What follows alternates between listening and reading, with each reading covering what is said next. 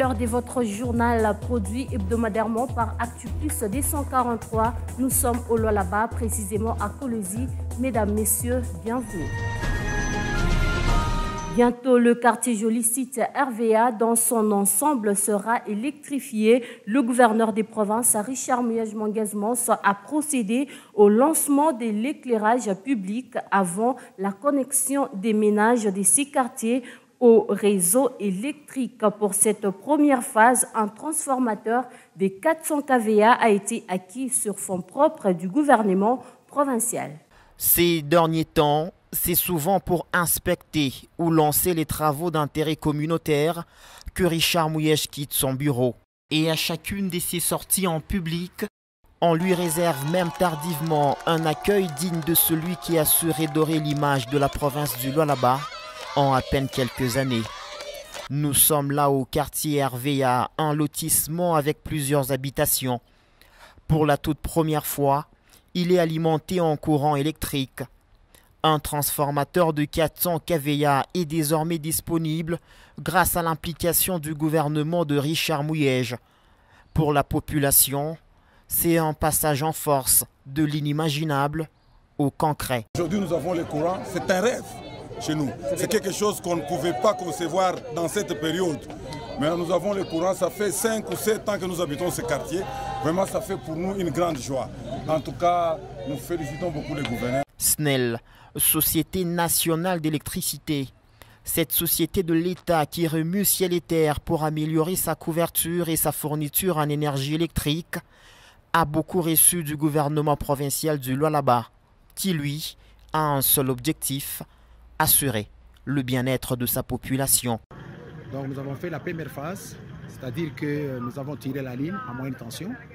Il nous reste la deuxième phase, il sera question, nous allons déposer encore les devis auprès de l'autorité. Et ici, brièvement, je vous informe que c'est l'autorité provinciale qui a pu financer. La deuxième étape que j'étais en train de dire, ça sera question de pouvoir récupérer la basse tension, donc la population. Après cela, les programmes continuent. Là, nous sommes arrivés, nous devons tirer la ligne, donc l'éclairage public plutôt, jusqu'à la route vers Golfe. Et de là, nous aurons besoin de 3 transfos. Donc, le deuxième transfo que nous allons compléter ici au quartier RVA et les 2 autres transfos que nous allons mettre côté Golfe, afin que nous puissions éclairer la route asphaltée côté Golfe. C'est ça le programme de l'autorité. L'homme et encore l'homme, voilà le centre de tout le programme quinquennal de Richard Muyej, tel que défendu à l'Assemblée provinciale. À l'hôtel du gouvernorat, Richard Muyej-Manguez-Mons a reçu en audience son homologue de la province du Tanganyika, le gouverneur Zoé Kabila. Après plus de 2 heures d'échange entre ces deux gouverneurs, rien n'a filtré sur cet entretien. Suivez. C'est à bord d'un appareil de la compagnie Air Katanga que le gouverneur de la province du Tanganyika, Zoé Kabila Mwanzambala, et sa famille sont arrivés à Kolwezi, chef-lieu de la province du Lualaba, ce jeudi 8 août. Les ministres provinciaux l'ont accueilli à l'aéroport de Kolwezi.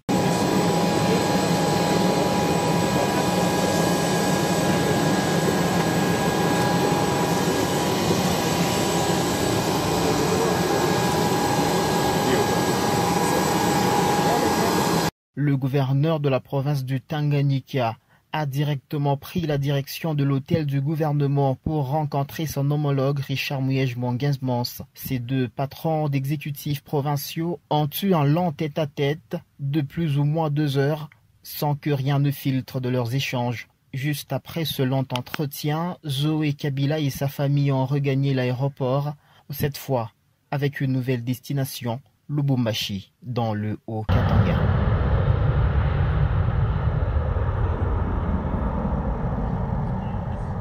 Toujours au chapitre des infrastructures, Richard Muyej-Manguez-Mons a le même mardi 4 août effectué une seconde visite d'inspection de la route Manga-Manga en pleine réhabilitation. Sur place, le gouverneur s'est imprégné de l'évolution des travaux effectués par l'entreprise Grec 7 qui est déjà à l'étape de la pose de la 2e couche d'asphalte. Suivez dans cet élément.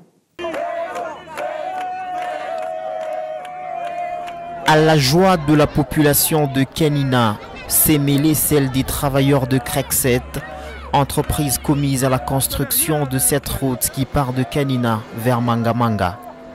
Le gouverneur Richard Muyej vient de lancer les travaux de la deuxième couche d'asphalte. Des engins sont déjà à pied d'œuvre.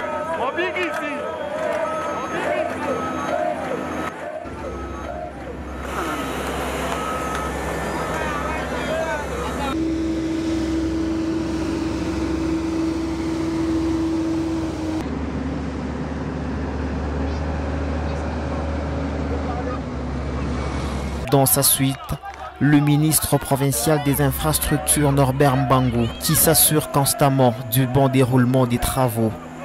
Cette route, c'est en sorte une option de plus dans les itinéraires des usagers de la route qui pourront éviter des encombrements sur les routes les plus sollicitées du centre-ville, ainsi déboucher directement sur la nationale numéro 39 au niveau de l'aéroport de Kolwezi, passant par l'Istem Kolwezi.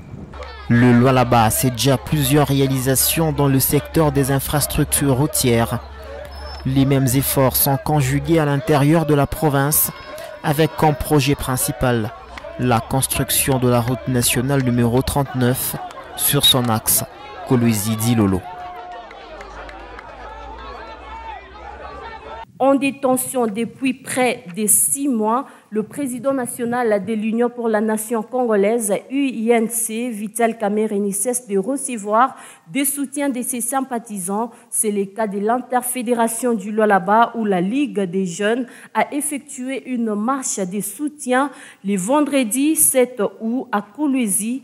Objectif: demander l'acquittement de leur leader et solliciter l'implication personnelle du chef de l'État, Félix-Antoine Tshisekedi Tshilombo, pour une justice sans ingérence politique. C'est un reportage de Jules Welo Odimba, rendu par Herman Kabongo. Ils ont témoigné leur soutien indéfectible à leur président national du parti, Vital Kamerhe Lwakanyingini Kingi, condamné au premier degré et détenu à la prison centrale de Makala. Les jeunes de l'Union pour la nation congolaise, UNC, interfédération du Lualaba, ont marché pacifiquement ce vendredi 7 août à Kolwezi, chef-lieu de la province. De la poste, en passant par le parquet des grandes instances de Kolwezi, la jeunesse de l'UNC a chuté à la cour d'appel du Lualaba où un mémorandum a été lu et déposé au premier président. De l'interfédération des jeunes UNC Lualaba. Les réunis à Kolwezi ce jour, date à laquelle doit comparaître devant son juge d'appel le docteur Vital Kamerhe, président national de l'Union pour la nation congolaise et directeur de cabinet du chef de l'État. Demandons ce qui suit. L'implication du chef de l'État pour qu'à ce stade, l'honorable Vital Kamerhe puisse bénéficier d'un procès équitable sans interférence politique. La détention arbitraire et la condamnation dans des conditions opaques de l'honorable Vital Kamerhe est un coup dur à l'édification d'un état de droit que l'on veut et met en péril la coalition et les acquis de l'Alliance cash.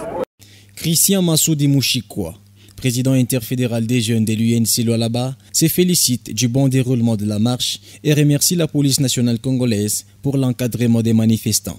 Nous, de l'UNC, ici en province de Lualaba, nous avons marché ainsi et déposé notre mémo pour solliciter que l'honorable Vital Kamerhe trouve son acquittement, qu'il soit purement libre. C'est une manière démocratique. Ils nous ont autorisé à faire tout ce qu'on pouvait faire, mais à un nombre réduit. Nous avons respecté cela. Oui, nous avons très bien marché, il n'y a pas eu de casse. Pacifiquement, nous avons marché comme la devise de notre parti INC. Donc, nous avons très bien marché. La police nous a très bien sécurisés. Nous remercions aussi la police. L'Union pour la nation congolaise de là-bas continue à soutenir Vital Kamerhe et clame toujours son innocence. C'était devant le président de la République démocratique du Congo, Félix Antoine Tshisekedi Tshilombo, le mardi 4 août 2020, que le nouveau juge constitutionnel a prêté serment, une cérémonie sortie de l'ordinaire car 2 juges ont contesté les ordonnances présidentielles portant sur leur permutation. Quelle analyse faire de cette situation? Sabin Fungamwangu, président interfédéral de la Ligue des jeunes du PPRD Lualaba, donne sa lecture des faits. Il est au micro de Jules Welo Odimba. Et après la lecture des ordonnances par les chefs de l'État, le FCC avait donné son point de vue. Pour le FCC, ces ordonnances ont été prises en toute violation de la loi. Et je pense que ce qui a été la raison aussi pour les 2 juges de la Cour constitutionnelle, j'ai à lire leur correspondance adressée de manière très courtoise au président de la République. Ils ont soulevé les manques de certaines dispositions légales. Je crois que les juges ont fait preuve, ces 2 juges ont démontré à la nation que on peut corrompre tout le monde, mais il pourra y avoir 1 ou 2 Congolais qui a une éducation exceptionnelle. Et ce sont des juges avec lesquels nous pouvons construire réellement un état de droit. Les juges, lorsque vous lisez les lois de la République démocratique du Congo, il est dit les juges de la Cour constitutionnelle sont nommés pour un mandat de 9 ans.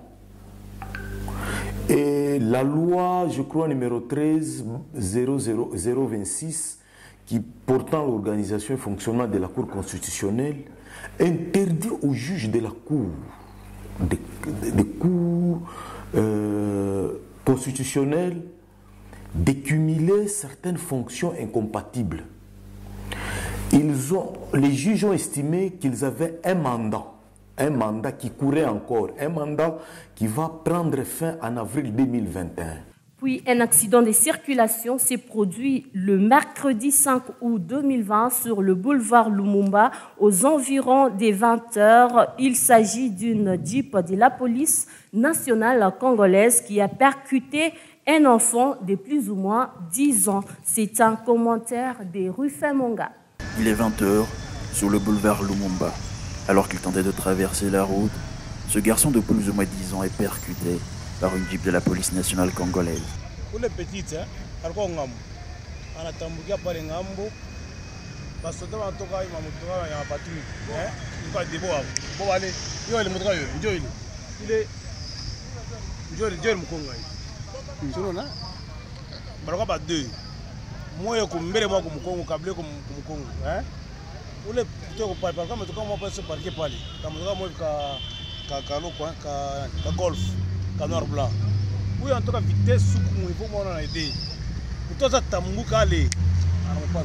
Les témoins de cet événement malheureux déplorent le comportement affiché par ces agents en uniforme qui, selon eux, pouvaient sauver la vie de la victime de cet incident. Jeep ya café à la police.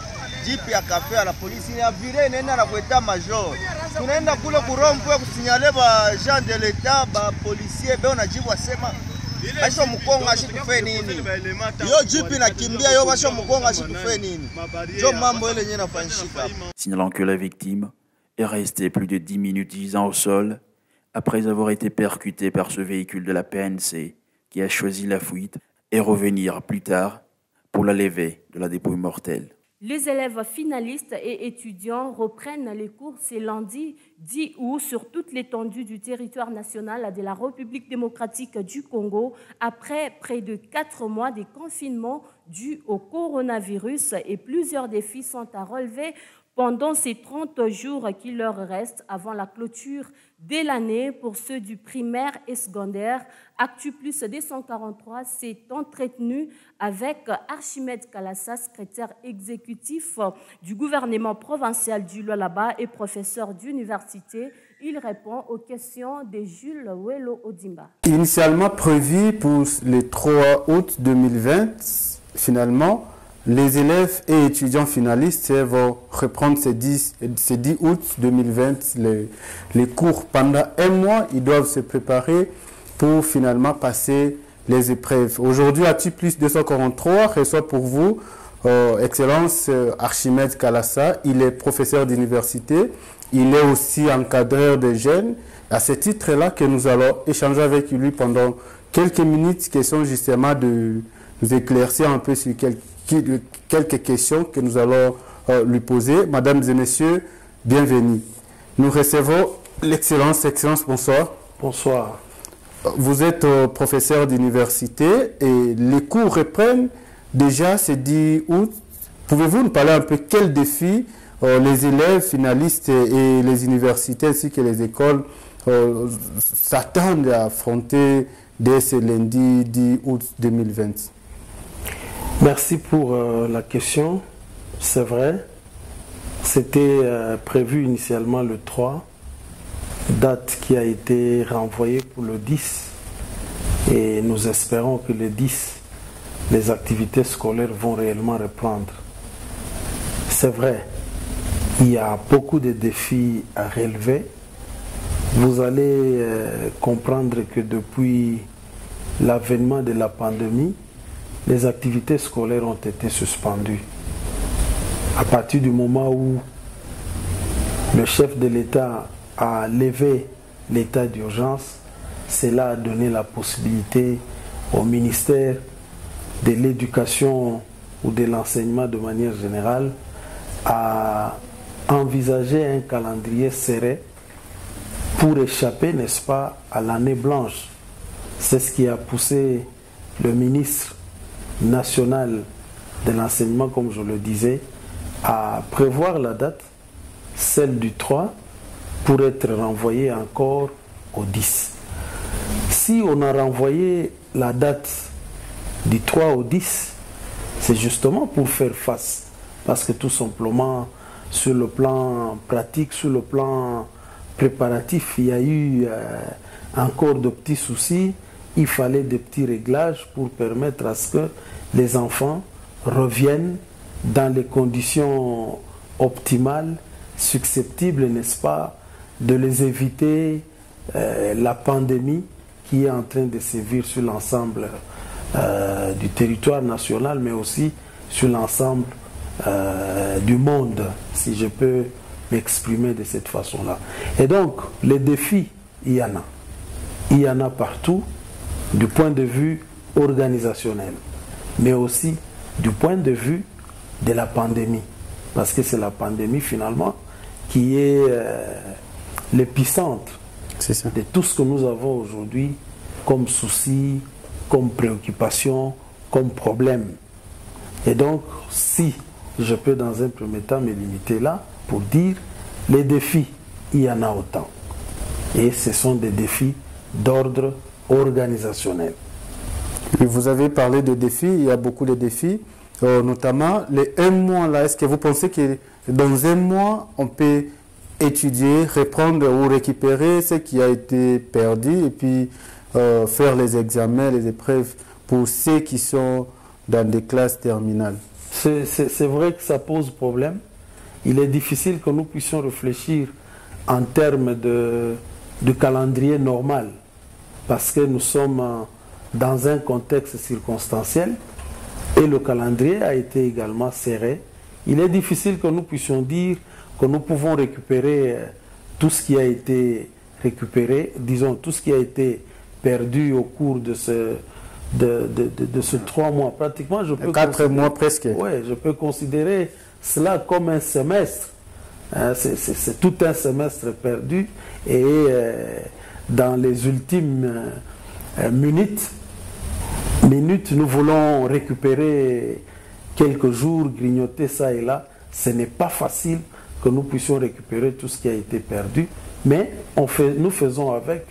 Nous ne pouvons que nous contenter de ce que les enfants ont reçu comme enseignement depuis le premier semestre. Et justement, et même l'examen lui-même, pour ceux qui font l'examen d'État, la matière ne peut s'apaisantir que sur ce qu'ils ont vu au premier semestre. Il est difficile que l'on puisse inventer la roue, inventer une nouvelle matière qui n'a pas été enseignée aux enfants pour qu'ils soient soumis à une évaluation. Vous comprenez que ceux qui doivent examiner les enfants, ils sont devant une difficulté d'ordre financier. L'État doit faire face à cela. C'est comme ça que dans certains milieux de l'enseignement, il y a maintenant des exigences. Il faut qu'on paye tel mois, il faut qu'on paye tel autre mois. Si les écoles privées peuvent encore se contenter de donner des exigences, il faut payer tel mois, il faut payer tel autre mois. Donc, les problèmes ne se posent pas seulement dans les milieux des enseignants, mais le problème se pose également dans les milieux de parents. Les parents qui doivent accepter que leurs enfants aillent présenter ces examens. Parce qu'il y a des exigences, comme je le disais, d'ordre organisationnel, auxquelles les parents sont également appelés comme contributeurs. Et donc vous comprenez que ce n'est pas facile. Ce sont des examens qui sont en train de se passer dans des contextes beaucoup plus difficiles et qui appellent bien entendu une certaine compréhension à des niveaux différents, que ce soit chez les parents, que ce soit chez l'État lui-même, que ce soit également chez les organisateurs de ces examens. Donc, nous tous, nous sommes appelés, n'est-ce pas, à apporter un peu de sacrifice pour permettre à ce qu'effectivement l'on puisse assister à un atterrissage convenable pour que nos enfants soient réellement évalués. Pendant plus de 4 mois, les élèves n'ont pas payé, les enseignants n'ont pas reçu leur salaire. Est-ce que vous pensez qu'aujourd'hui, il y a le gouvernement national, qui parle bien du président de la République, qui a demandé à ce que le gouvernement puisse soutenir les écoles agréées, justement pour les pallier un peu dans des difficultés d'ordre financier? Est-ce que vous pensez que les écoles privées peuvent bien s'en sortir pendant ces 1 mois? Justement, ça pose énormément de problèmes parce que dans certaines écoles privées, ils ont commencé à exiger que les parents puissent payer le minerval de tout ce mois non couvert par les enseignements. Ce qui fait que ça pose également problème dans la compréhension des parents parce que les parents n'acceptent pas de payer du moment où leurs enfants n'ont pas suivi les enseignements. Et donc, vous comprenez que il faut une certaine compréhension, il faut une certaine discussion pour que l'on dégage un consensus qui permettrait que les enfants soient à l'abri. Mais sinon, la situation des écoles privées, les écoles privées fonctionnent sur base de ce que le parent apporte comme contribution. Et donc, comme il n'y a pas eu de contribution pendant les 3 ou 4 mois, ça pose problème. C'est un grand défi à relever. Comment va-t-on organiser les enseignements? Comment va-t-on encadrer les enseignants? Comment va-t-on encadrer les enfants? Tout ça, ce sont des choses, ce sont des grandes questions qui sont sur la table de tous les responsables ou de tous les acteurs dans l'enseignement. Il faut, n'est-ce pas, une discussion sincère pour permettre à ce que nous puissions aboutir à une réponse ou à un résultat conséquent, surtout que nous attendons à ce que nos enfants soient couronnés à la fin de l'année. Les défis sont énormes. Vous avez parlé aussi, vous avez énuméré quelques défis. Il y a aussi d'autres défis, notamment d'ordre sanitaire, qui est le coronavirus lui-même, où les élèves sont obligés de porter le masque pour entrer à l'école. Il y a les élèves des petits-enfants où nous savons comment les enfants se comportent. Le matin, on peut lui donner le cache-nez. Il arrive à l'école, il fait tomber ça ou il perd ça. Les parents sont encore obligés de payer encore d'autres. Vous voyez un peu comment les parents peuvent s'en sortir pour que réellement ils puissent bien encadrer leurs enfants. Tout à fait, parce que les défis ne sont pas seulement d'ordre économique ou d'ordre d'encadrement des enfants, mais les défis sont également d'ordre sanitaire. Et surtout que la question de la santé, c'est la question épineuse qui pose problème aujourd'hui et qui a même fait que l'on puisse arrêter le cours. Et donc, avant que l'on commence, toutes les dispositions devront être prises pour préserver la santé, non seulement des élèves, mais aussi la santé de leurs encadreurs. Et donc, les encadreurs doivent respecter les mesures barrières et ce sont les encadreurs qui doivent donner ces mesures de mesures barrières aux enfants pour permettre à ce que ces enfants intériorisent ces mesures. Et donc, non seulement les encadreurs à l'école, mais même au niveau des familles. Donc, encore faudra-t-il que les familles accompagnent réellement leurs enfants en leur montrant quelles sont les mesures barrières à respecter. Le grand, n'est-ce pas? Et donc, c'est une question délicate, ça qui nécessite que l'on prenne des précautions à tous les niveaux, au niveau de la famille, au niveau de l'école et au niveau de l'État. Au niveau de l'école, il faut mettre tout en œuvre pour que ces mesures-là soient respectées déjà à l'entrée. C'est ça. Déjà à l'entrée, les enfants doivent s'imprégner de toutes les réalités autour de la pandémie Covid-19. Alors, Excellence, vous êtes aussi professeur d'université. Pouvez-vous nous parler un peu, les 1 mois ici, on commence par reprendre ou réviser les cours déjà appris depuis le début de l'année académique et scolaire, ou on attend juste ce qu'il faut apprendre pendant les 2 semaines pour que finalement on passe dans les épreuves des examens? Oui, merci pour la question. Au niveau de l'enseignement supérieur et universitaire, je crois que le même problème se pose. Peut-être qu'ici, le problème ne se poserait pas de la même manière, étant donné que les acteurs à l'université sont matures, ils ont une certaine maturité à préserver, que ce soit du côté des étudiants, que ce soit du côté des encadreurs que nous sommes. Déjà dans les facultés, les réunions sont en train de se multiplier pour permettre à ce que les enseignements se déroulent normalement. Mais comment va-t-on nous y prendre? Au fait, comme je le dis, dans chaque faculté, il y a une certaine organisation qui est en train de se concevoir pour permettre à ce que les enseignements aillent. Il y a des enseignements qui avaient déjà été achevés et pour lesquels les examens ont même été posés au premier semestre. Maintenant, c'est le 2e semestre. Et le 2e semestre est courté. Et donc, c'est vraiment une vitesse de croisière. C'est comme ça que les enseignants sont exhortés, n'est-ce pas, de faire de grandes synthèses pour permettre à ce que le nombre d'heures ne soit pas kilométrique, étant donné que nous n'avons pas assez de temps. Le temps, il est sensiblement réduit par les événements. Et donc, la politique, et la meilleure politique revient à chaque enseignant de faire en sorte que les enseignements se fassent de 2 manières, en multipliant peut-être les TP pour permettre à ce que les enfants ou les étudiants fassent des recherches en dehors des cours qu'ils peuvent avoir. C'est parce que les autorités académiques se battent bec et ongle pour permettre à ce que l'année académique prenne réellement fin, mais il y a beaucoup à faire, que ce soit du côté des enseignants, que ce soit du côté des étudiants.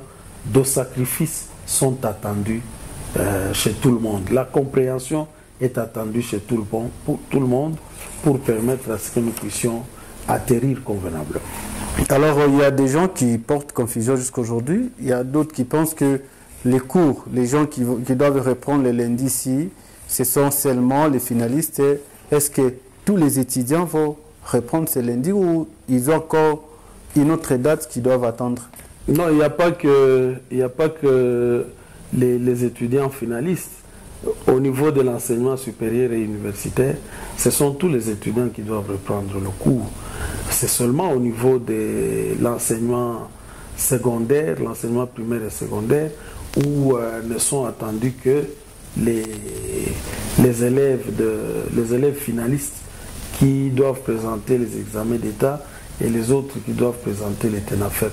Mais quant à l'enseignement supérieur et universitaire, les étudiants doivent tous reprendre sur base du calendrier ou du programme qui sera établi dans chaque institution, bien entendu en adaptant le calendrier aux circonstances et au milieu dans lequel ces enseignements doivent se dérouler. Les frais académiques, c'est qu'il faut payer avant de commencer ou les étudiants doivent faire quoi pour que finalement ils payent? Non, c'est comme ça que j'étais en train de dire que dans un contexte comme celui-ci, nous avons besoin d'une compréhension à tous les niveaux. Que ce soit au niveau des enseignants, que ce soit au niveau des étudiants, que ce soit au niveau des parents. Nous pensons que nous venons tous de cette pandémie, du confinement dans lequel nous étions tous placés, tous, et alors tous, sans tenir compte de telle ou telle autre catégorie. Tous nous étions dans le confinement, quand bien même le chef de l'État a levé l'état d'urgence. Je crois que cet état d'urgence n'a pas concerné une catégorie de gens. Le confinement a été généralisé, ça frappait ce que ça pouvait frapper. Et donc, un peu de sacrifice pour chacun de nous, ça permettrait que nous allions de l'avant. Un peu de sacrifice, mesdames et messieurs, vous avez compris le message que l'excellence Archimède Kalassa venait de lancer. Excellence, pour finir, peut-être que vous avez un message particulier à adresser à vos étudiants, étudiantes et aussi à vos enfants qui sont encore élèves dans des écoles qui doivent reprendre ce lundi. Aux étudiants, je voudrais dire, nous avons besoin d'avoir des étudiants responsables. Excellence, je rappelle que vous êtes professeur d'université et vous êtes aussi encadreur des jeunes. Actu plus 243 vous dit merci. Merci beaucoup. Mesdames et messieurs, c'est la fin de cette émission. L'émission que vous allez suivre sur les réseaux sociaux et sur les chaînes partenaires. Alors, nous vous disons merci et nous disons aussi merci à l'hôtel Bétageon qui nous a accordé ces beaux cadres justement pour qu'on puisse tourner cette émission. Au revoir et au prochain numéro. Vous venez là de suivre Archimède Kalassa, secrétaire exécutif du gouvernement provincial et professeur d'université, qui répondait aux questions de Jules Welo Odimba, Déoda Kapenda Kapenda et ministre provincial de l'Intérieur et Sécurité.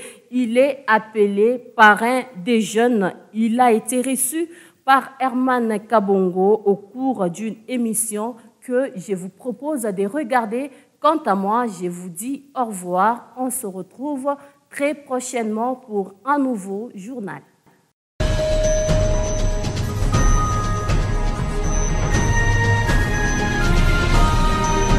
Plus 243, c'est nous, madame, monsieur, vous nous suivez à travers le monde. Nous vous disons sincèrement merci pour votre fidélité. Aujourd'hui, nous sommes là encore pour faire à ce que vous soyez, bien entendu, informés de ce qui se passe au Lualaba à travers ces leaders. Raison pour laquelle aujourd'hui, nous avons l'honneur, madame, monsieur, de recevoir celui que nous appelons affectueusement les parrains des jeunes. Mais dans le gouvernement Mouyej, il est le ministre ayant l'Intérieur et la sécurité dans ses attributions. Il s'agit là de Déoda Kapenda, à qui je dis bonjour, bonsoir et bienvenue. Excellence, vous allez bien? Oui, ça va. Mais qu'est-ce que ça vous fait quand on vous appelle parrain des jeunes? Ça me remet dans mes responsabilités et dans mes affections.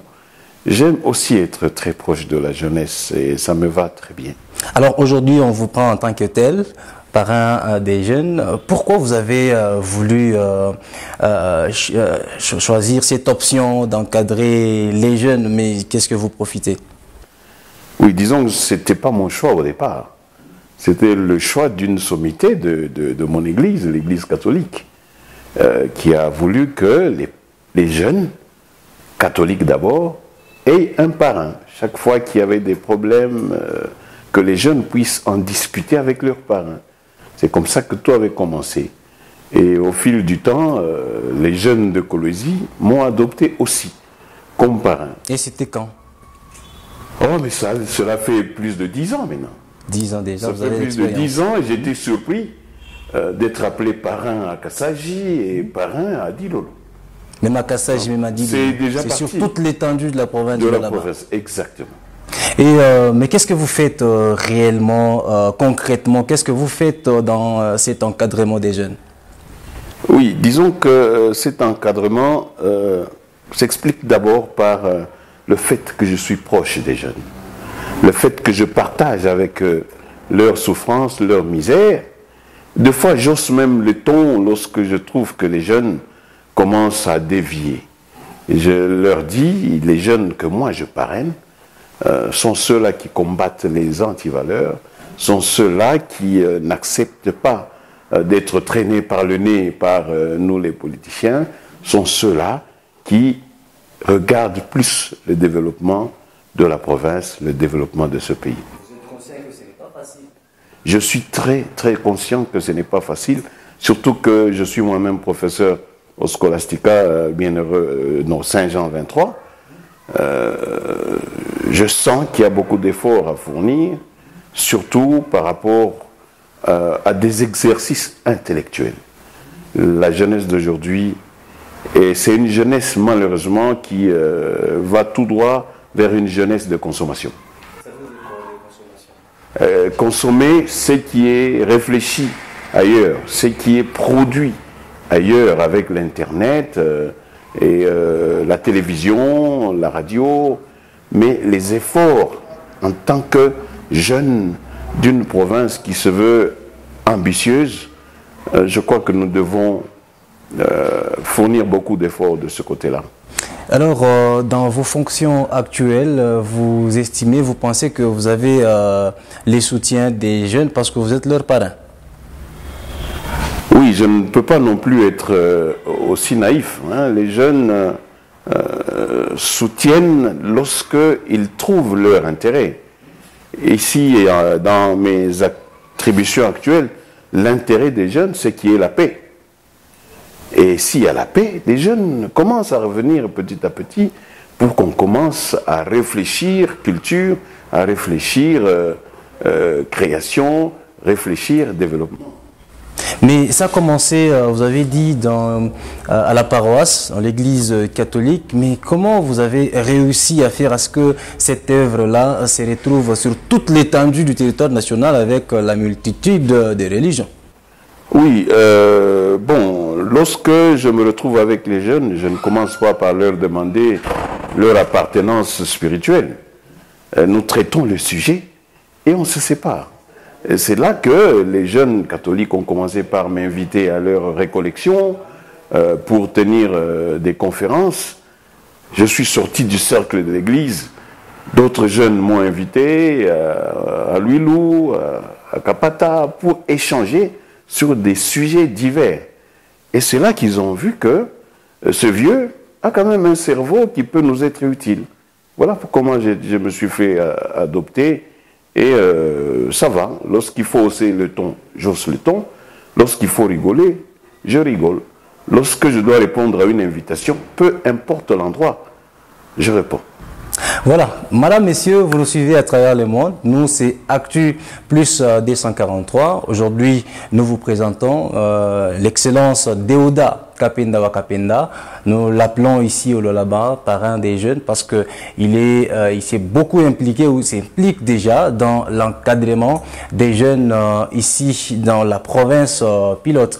Alors, l'excellence Deoda Kapenda Wakapenda, nous savons qu'aujourd'hui la politique ne traite pas bien les jeunes. Dans des partis politiques, les jeunes sont là seulement pour soulever le drapeau, pour chanter pour les acteurs politiques. Bon, qu'est-ce qu'il faut faire encore pour vraiment bannir cette antivaleur? Oui, lorsque vous dites antivaleur, c'est par rapport à qui? Par rapport aux jeunes ou par rapport aux politiciens? Les politiciens, eux, ils tirent leur épingle du jeu. Ils prennent les jeunes, ils savent que du côté de la jeunesse, il y a la vigueur, du côté de la jeunesse, il y a la créativité, du côté des jeunes, il y a la force. Et bien après, lui, le politicien, il sait ce qu'il cherche. Mais les jeunes s'en rendent toujours compte après que ils ont été utilisés pour l'intérêt du politicien. Et c'est pour cela que je me dis qu'il est temps que les jeunes puissent créer un peu une distanciation avec la politique, avec les politiciens. Vous ne voyez pas que ça aussi c'est un danger parce que les jeunes sont appelés aussi à gérer demain. Le développement de la province, ce n'est pas d'abord la politique. Le développement de la province, ce sont les autres secteurs de la vie. L'agriculture, l'élevage, les petits travaux, la menuiserie. Donc, c'est ça qui fait qu'un jeune peut partir de son statut de consommateur des efforts des parents au statut de fournisseur aussi des biens. Mais si nous, à 18 ans, nous soulevons les drapeaux, à 20 ans, on continue à soulever les drapeaux, à 25 ans, on soulève les drapeaux, où est-ce qu'on va? On va se retrouver à 30 ans, on n'a pas encore eu ce qu'on cherche, parce qu'on a eu ce qu'on appelle l'évolution horizontale. Aujourd'hui, tu es au PPRD, demain, tu es à l'UNC, après-demain, tu es à l'UDPS, et ainsi de suite, et tu reviens à la case de départ sans avoir ce que tu cherches. Toujours en train de chanter. Voilà. Alors, quels sont vos projets? Parce que les activités continuent dans l'encadrement des jeunes. Qu'est-ce que vous prévoyez? Quels sont vos projets dans le cadre de l'encadrement de la jeunesse lualabès? Je crois qu'il faudra qu'on crée des cercles de réflexion. Peut-être par commune, pour que les jeunes commencent petit à petit à se rendre compte que le développement de ce pays, c'est aujourd'hui, c'est pas demain. Nous, les politiciens, nous disons, l'avenir appartient à la jeunesse. Mais moi, je suis de ceux-là qui disent, l'avenir de la jeunesse, c'est le présent. C'est aujourd'hui, parce que si nous voulons avoir des meilleurs footballeurs, c'est aujourd'hui qu'il faut arranger les infrastructures. C'est aujourd'hui qu'il faut amener des grands coachs. Ce n'est pas demain. Si nous voulons avoir des grands boxeurs, c'est maintenant qu'il faut amener des coachs. Même si nous voulons avoir des gens qui parlent bien comme vous-même, il faut commencer aujourd'hui. C'est aujourd'hui. Il faut des cercles de lecture. Il faut aller dans les bibliothèques. Ça ne sert à rien de garder avec un téléphone. Tu vas lire combien de livres? À lire comme ça dans les téléphones, vous voulez lire un livre, vous allez faire combien de temps? Donc c'est le moment de réveiller la curiosité scientifique chez les jeunes. Et ça commence avec les dessins animés, avec les livres de Tintin, de Spirou. C'est là qu'on réveille la faculté de lecture chez l'enfant. Quand il aura 18 ans, il ira lui-même chercher le livre. On ne va pas le chercher pour lui. Mais certaines personnes ont toujours eu cette confusion-là. Bon, j'espère que vous allez nous éclairer. Quand on parle de la jeunesse, quand on parle d'un jeune, vous faites allusion à qui? Je fais allusion à tout celui qui a l'âge adulte, l'âge de réflexion, c'est-à-dire déjà à partir de l'école, à la fin de l'école primaire. Cet enfant-là peut même tenir une conférence. Je peux vous surprendre que j'ai trouvé des jeunes gens de l'école belge de 11 ans qui expliquent la configuration solaire. Le soleil, planète ceci, planète cela, à 11 ans. Bon, cet enfant-là, qui rentre chez lui, il trouve à la télé qu'il y a les documentaires qui passent sur la planète Mars. Cet enfant saura, c'est quoi? Parce qu'il y a ceux-là qui attendent lorsqu'ils auront 18, 19, 20 ans pour qu'ils soient... Ça sera trop tard. Ça sera trop tard. Ça sera trop tard. On vous dit, et j'aime beaucoup ce jour-là, Messi. Messi a commencé à se distinguer au football à l'âge de 11 ans déjà. Et aujourd'hui, pour lui, le ballon, c'est sa passion. Donc s'il n'a pas joué pendant 2 mois, il est malade. c'est toujours difficile de parler de soi-même. Je vais vous citer quelques notabilités de la province du Lualaba. Vous connaissez l'ambassadeur itinérant du chef de l'État sortant? Monsieur Séraphin Gouech? Oui. Est-ce que vous connaissez Patrick Mutombo? Ce sont des jeunes avec les... Mais lorsque nous étions à l'université de Lubumbashi, nous revenions ici, à Okweli, au collège, pour tenir des conférences devant nos cadets. Mais aujourd'hui, si vous trouvez Déoda en train de tenir un discours sans papier, vous trouvez que c'est de la magie. C'est quelque chose qui a commencé il y a très longtemps. Vous ne cherchez pas les mots. Pourquoi les chercher? Parce qu'il y en a déjà. Il y en a. Il suffit seulement qu'on dise on va parler de tel événement et ça s'enchaîne. C'est parce qu'il y avait une préparation avant. Et toutes les jeunes filles de Kweli de l'époque, les jeunes garçons du collège de l'époque savent qui est Séraphin Gouech, qui est Déoda, et l'actuel gouverneur nous a encadrés lorsque nous fûmes encore très jeunes, vigoureux. Et lui, professeur à Okweli. À cette époque-là, c'était lui le parrain des jeunes. C'était lui le parrain parce qu'il était très proche de nous. Et chaque fois qu'on avait un problème, comme il était en charge de Camine, il savait où toquer pour nous trouver des facilités. Et voilà qu'aujourd'hui, il nous connaît depuis le bas âge. Donc il sait que si je donne à telle responsabilité, il est capable de me défendre. C'est pourquoi les jeunes doivent aujourd'hui montrer qu'ils sont aptes à devenir grands. Alors, jeunes, vous devez montrer que vous êtes aptes à devenir grands. C'est les mots que je retiens de celui que nous appelons affectueusement le parrain des jeunes. Alors, il est avec nous ici, Emina. Vous nous suivez à travers le monde. Nous vous disons sincèrement merci pour votre fidélité. Nous, c'est Actu plus 243.